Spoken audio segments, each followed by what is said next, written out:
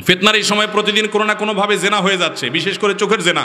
না চাইলেও এইসব জেনা হয়ে যায়। বাঁচার উপায় কি? আমাদের তরুণদের জন্য এই প্রশ্নটি একেবারে প্রাসঙ্গিক। তরুণদের চরিত্রকে আজকাল রক্ষা করা একরকম অসম্ভব হয়ে গেছে, মহা কঠিন হয়ে গেছে। এই কঠিন পরিস্থিতি যারা করেছে, এই মানুষগুলো আমাদের এই সমাজকে, সমাজের তরুণদেরকে ধ্বংসের দ্বার প্রান্তে নিয়ে যেতে চায়। এই জায়গা থেকে বাঁচার জন্য তরুণদের বাবা মাদের দায়িত্ব হলো সন্তানদের বয়স হয়ে গেলে বিয়ে দিতে বিলম্ব না করা।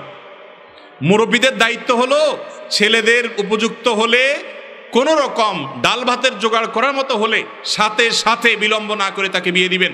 আমার কথা না, নবী করিম সাল্লাল্লাহু আলাইহি ওয়াসাল্লামের কথা। বিয়ে দেরিতে দিলে সমাজ নষ্ট হবে, ফাসাদ হবে, জেনা ব্যভিচার বাড়বে, ইফটিজিং বাড়বে, যুবকরা নষ্ট হবে। এর ক্ষতিটা সবচেয়ে বেশি বাপ মাকেই সাফার করতে হবে। এই জন্য সন্তানদেরকে বিয়ে দেয়াতে বিলম্ব করবেন না, চাচারা ভালো করে শুনে রাখেন।